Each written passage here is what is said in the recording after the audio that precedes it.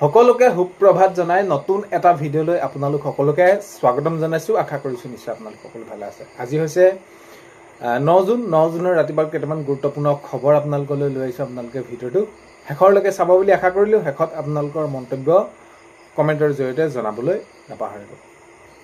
এতিয়া প্ৰথম খবৰটো যদি চাওঁ তেনেহ'লে গুৱাহাটীত যিটো শেহতীয়াকৈ ঘটনা হ'ল, অসমীয়া গৌবেগ ধনী বা এই যিটো এটা মাৰপিটৰ ঘটনা বা যি যেনেকুৱা ধৰণৰ হ'ল, এইখিনিক লৈ এতিয়া মন্তব্য আগবঢ়াইছে, এনেদৰে কৈছে।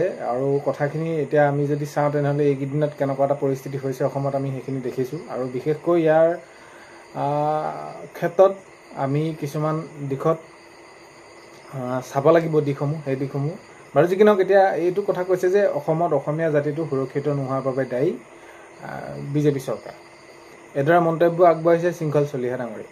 শৃংখল চলিহা ডাঙৰীয়াই এইটো কৈছে যে অসমীয়া জাতিটো সুৰক্ষিত নোহোৱাৰ বাবে দায়ী বিজেপি চৰকাৰ। কাৰণ এতিয়া এইটো কৈছে যে তেওঁলোকে কোনো ধৰণৰ মন্তব্য আগবঢ়োৱা নাই এতিয়ালৈকে, বা এই যি উচিত বিচাৰ অনা নাই। তো এইখিনিক লৈ তো আমি এতিয়া কি হ'ব লাগিব, সজাগ হ'ব লাগিব বিশেষকৈ। আৰু এতিয়া যিটো ঘটনা হ'ল এনেকুৱা ধৰণৰ হ'ব নালাগে। আমি এতিয়া কথাটো কি হ'ল কি, যদি কোনোবা এখন ঠাইত আমি আছোঁগৈ, ঠাইত থাকোঁ, তেতিয়া তাত সেই ঠাইখনৰ সন্মান কৰিব লাগিব। কাৰণ কেলৈ সেই ঠাইৰ যোগেদি আমি আমাৰ ঘৰখন চলাই আছোঁ, বা আমি যি আমাৰ পৰিয়াল আছে সেইখিনিক তেনেদৰে ৰক্ষণাবেক্ষণ দি আছোঁ। তো এই তেনেদৰে আমি সেই নিৰ্দিষ্ট ঠাইটুকুৰাত যদি থাকি পিনি যদি সেই ঠাইটুকুৰাৰ বিষয়ে বেয়াকৈ কওঁ, তেতিয়া সেইটো হয়তো নিশ্চয় আৰু বিশেষ বহলাই কোৱাৰ প্ৰয়োজন নাই। তো ঠিক তেনেধৰণে এতিয়া এই যি পৰিস্থিতি হ'ল গুৱাহাটীত, তো এইটো এনেকুৱা হ'ব নালাগে প্ৰকৃততে। আৰু এইখিনিক লৈ এতিয়া সেয়াই সকলো দল সংগঠনে, ছাত্ৰ লোকসকলে সেইখিনি তেওঁলোকে বিৰোধিতা কৰিছে যে এইটো হ'ব নালাগে, আৰু এতিয়া এইটো ক'ব লাগে কেলৈ। তো এতিয়া এইখিনি ক্ষেত্ৰত শৃংখল চলিহা ডাঙৰীয়াই এইটো মন্তব্য কৰিছে যে এতিয়া অসমত অসমীয়া জাতিটো সুৰক্ষিত নোহোৱাৰ বাবে দায়ী হৈছে বিজেপি চৰকাৰ, আৰু তেওঁলোকে কোনো ধৰণে এতিয়ালৈকে আগবঢ়োৱা নাই মন্তব্য, বা এইখিনি ক্ষেত্ৰত পদক্ষেপ কোনো ধৰণৰ গ্ৰহণ কৰা নাই। এতিয়া নেক্সটটো খবৰ যদি চাওঁ, শ্ৰী জয়ন্ত মল্ল বৰুৱা ডাঙৰীয়াই কোনসমূহ দায়িত্ব লাভ কৰিলে, আৰু দায়িত্ব লাভ কৰি মাননীয় মুখ্যমন্ত্ৰী মহোদয়ক সেইখিনি ধন্যবাদ জ্ঞাপন কৰিছে। আৰু এই যি তেওঁলোকে লাভ কৰিলে, এই যি বিত্ত বা পৰিৱেশ বা বন, এই যিসমূহ তেওঁলোকে সেইখিনি লাভ কৰিলে, জয়ন্ত মল্ল বৰুৱা ডাঙৰীয়াই এইটো কৈছে যে আমি এতিয়া এইখিনি ইমান গধুৰ দায়িত্ব পাইছোঁ, আৰু ৰাইজৰ হৈ কাম কৰিব লাগিব। মাননীয় মুখ্যমন্ত্ৰী মহোদয়ে যিদৰে বিচাৰিছে আমাৰ অসমখনক আগুৱাই লৈ যাবলৈ, তাত আমি তেওঁ সহযোগী হ'বলৈ পাই বহুত বেছি আনন্দিত হৈছোঁ। আৰু যিহেতু ইমান এটা গধুৰ দায়িত্ব পাইছোঁ, এতিয়া আমি কি কৰিব লাগিব, ৰাইজৰ হৈ কাম কৰিব লাগিব। তো সেইখিনি এনেদৰে মন্তব্য কৰিছে জয়ন্ত মল্ল বৰুৱা ডাঙৰীয়াই, আৰু মাননীয় মুখ্যমন্ত্ৰী মহোদয়ক ধন্যবাদ জ্ঞাপন কৰিছে।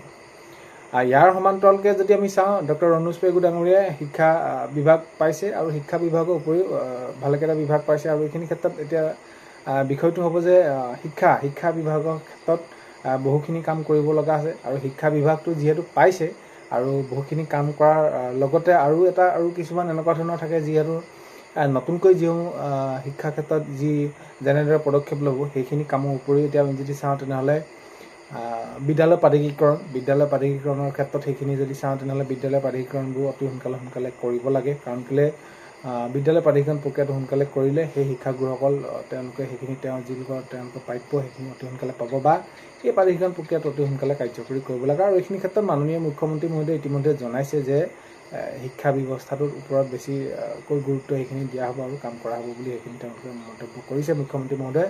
এতিয়া আমি যদি চাওঁ তেনেহ'লে ইয়াৰ সমান্তৰালকৈ গুৰু দক্ষিণা, এতিয়া গুৰু দক্ষিণা আঁচনিটোৰ জৰিয়তে যিসকল শিক্ষাগুৰুক সাঙুৰি লোৱাৰ কথা কৈছিলে, তো সেয়াই শিক্ষা দিশটোত এতিয়া তেওঁকে দিয়া হৈছে দায়িত্ব, ডক্টৰ ৰণোজ পেগু ডাঙৰীয়াক। তো যাতে আগন্তুক সময়ত এই বিভাগটো অতি গুৰুত্ব সহকাৰে লয়, আৰু এই বিভাগৰ যিসমূহ কাম কৰিব লগা আছে সেই কামসমূহ যাতে অতি সোনকালে কৰে, সেইখিনিক লৈ আমি সকলোৱে চাব লাগিব দিশখিনি, বা সেইখিনি কৰে কেনেদৰে আগবঢ়ায় সেইটো এটা উল্লেখনীয় বিষয় হ'ব। মুঠৰ ওপৰত এতিয়া তেওঁ ৰণোজ পেগু ডাঙৰীয়াই এইটো কৈছে যে হয়, মাননীয় মুখ্যমন্ত্ৰী মহোদয়ক ধন্যবাদ জ্ঞাপন কৰিছে। তেওঁ এতিয়া ইমান এটা শিক্ষা বিভাগক তেওঁ দায়িত্ব ল'বলৈ পাইছে, আৰু এইটো বহুত বেছি সুচাৰুৰূপে কামখিনি কৰি যাব লাগিব, আৰু মাননীয় মুখ্যমন্ত্ৰী মহোদয়ক ধন্যবাদ জ্ঞাপন কৰিছে। এতিয়া লুৰিণজ্যোতি গগৈ ডাঙৰীয়াই এইটো কথা কৈছে, গুৱাহাটীত যিটো ঘটনা হ'ল সেই সন্দৰ্ভত লুৰিণজ্যোতি গগৈ ডাঙৰীয়াই কৈছে যে খিলঞ্জীয়া জীৱনলৈ সংকট নামি আহিছে। এতিয়া আমাৰ যি অসমীয়া খিলঞ্জীয়া যিসকল লোক আছোঁ, এতিয়া আমাৰ ভৱিষ্যত বা আমাৰ জীৱনলৈ সংকট নামি আহিছে, এয়া স্পষ্ট হৈ পৰিছে। কিয়নো গুৱাহাটীত যিটো ঘটনা হ'ল সেই ঘটনা সন্দৰ্ভত এতিয়ালৈকে কোনো ধৰণৰ তেওঁলোকক সেইখিনি যি জড়িত এই বিষয়টোৰ সৈতে জড়িত এতিয়ালৈকে ধৰা নাই বা আটক কৰা নাই, এইখিনি ক্ষেত্ৰত কোনো ধৰণৰ সোধপোছ কৰা নাই। তো ইয়াক লৈ এইখিনি লুৰিণজ্যোতি গগৈ ডাঙৰীয়াই মন্তব্য কৰিছে যে খিলঞ্জীয়া জীৱনলৈ সংকেত নামি আহিছে, এইদৰে মন্তব্য কৰিছে লুৰিণজ্যোতি গগৈ ডাঙৰীয়াই।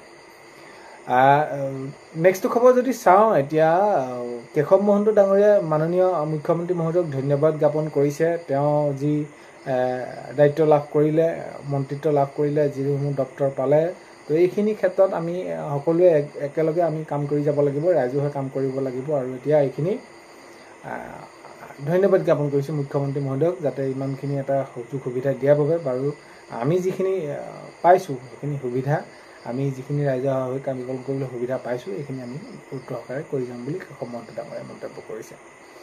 নেক্সট খবৰ যদি চাওঁ 4 অভিযুক্তৰ জামিন নাকচ আদালতৰ। এতিয়া জুবিন গাৰ্গৰ যি হত্যা গোচৰৰ যি তেওঁ কি হ'ল প্ৰকৃততে সেই দিনটোত বা কি নাই হোৱা সেইখিনি বিচাৰ প্ৰক্ৰিয়াটো চলি আছেই, আৰু সকলোৱে আমি বিচাৰিছোঁ যে সেইখিনি আমি প্ৰকৃত তথ্য জানিবই লাগিব কি হৈছিলে প্ৰকৃততে সেই দিনটোত। আৰু এতিয়া আমি যদি চাওঁ ফাষ্ট ট্ৰেক আদালতত যি শুনানি চলি আছে, আৰু এতিয়া দেখা পাইছোঁ যে 4 অভিযুক্তৰ জামিন নাকচ কৰিছে আদালতে।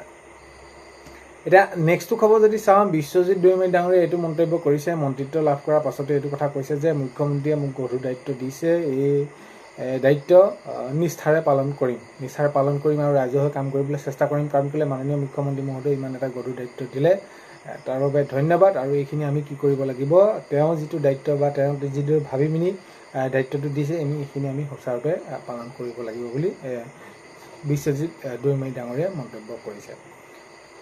নেক্সটটো খবৰ যদি চাওঁ তেনেহ'লে আমি ধৈৰ্য আৰু আশাৰে ৰৈ আছোঁ, দোষীয়ে উচিত শাস্তি পাব বুলি মই ভাবোঁ। গৰিমা শইকীয়া গাৰ্গে এনেদৰে মন্তব্য কৰিছে। গৰিমা শইকীয়া গাৰ্গে কৈছে যে আমি বহুত বেছি ধৈৰ্য বা আশাৰে ৰৈ আছোঁ আৰু দোষীয়ে উচিত শাস্তি পাব বুলি আমি ভাবোঁ বা মই ভাবোঁ বুলি এনেদৰে মন্তব্য কৰা দেখা যায় গৰিমা শইকীয়া গাৰ্গে। নেক্সটটো খবৰ হৈছে এইটো আমি যদি চাওঁ সেয়াই মন্ত্ৰিত্ব লাভ কৰাৰ পাছত বিমল বৰা ডাঙৰীয়াই ধন্যবাদ দিলে মাননীয় মুখ্যমন্ত্ৰী মহোদয়ক। তেওঁ কৈছে যে এইখিনি এটা ইমান দায়িত্ব এটা ভাগ দিছে ৰাইজৰ কাম কৰিবৰ বাবে, ৰাইজৰ সুবিধাৰ সেইখিনি তেওঁ বুজি পাইছে, বা এইখিনি ক্ষেত্ৰত আমি মাননীয় মুখ্যমন্ত্ৰী মহোদয়ক ধন্যবাদ দিম। আৰু যি যেনেদৰে তেওঁ বিচাৰিছে সেইখিনি আমি ৰাইজৰ হৈ কাম কৰিবলৈ চেষ্টা কৰিম, এইখিনি এনেদৰে জনাইছে এতিয়া বিমল বৰা ডাঙৰীয়াই। আৰু এই যি সকলোখিনি দায়িত্ব লাভ কৰিলে তেওঁলোকে সকলোৱে যাতে নিজৰ নিজৰ যিসমূহ বিভাগ আছে সুচাৰুৰূপে কামখিনি কৰক, আৰু বিশেষকৈ শিক্ষাৰ ক্ষেত্ৰত যিহেতু সেয়াই উঠি অহা যিসকল যুৱচাম শিক্ষাৰ জৰিয়তে তেওঁলোকে আমাৰ দেশৰ ভৱিষ্যত, তেওঁলোকৰ হৈ ভাল কাম কৰা, আৰু যিখিনি কাম কৰিবলৈ আছে শিক্ষা বিভাগত সেইখিনি সকলোখিনি কৰা। আজি 9 জুনৰ ৰাতিপুৱা খবৰ এইকেইটা আপোনালোকক জনালোঁ। ভিডিঅ'টো আপোনালোকে শেষলৈকে চোৱাৰ বাবে বহুত বেছি ধন্যবাদ। এইখিনিতে আপোনালোকক এটা অনুৰোধ কৰিম, চেনেলটোলৈ যদি আপোনালোক নতুনকৈ আহিছে ছাবস্ক্ৰাইব কৰাৰ লগতে কাষতে থকা বেল আইকনটো প্ৰেছ কৰি অল কৰি থ'ব, যাতে নতুন এটা ভিডিঅ' দিয়াৰ লগে লগে আপোনালোকে আগতীয়াকৈ চাবলৈ পায়। আজিলৈ অন্য এটা ভিডিঅ'টো লগ পোৱাৰ আশাৰে বাই।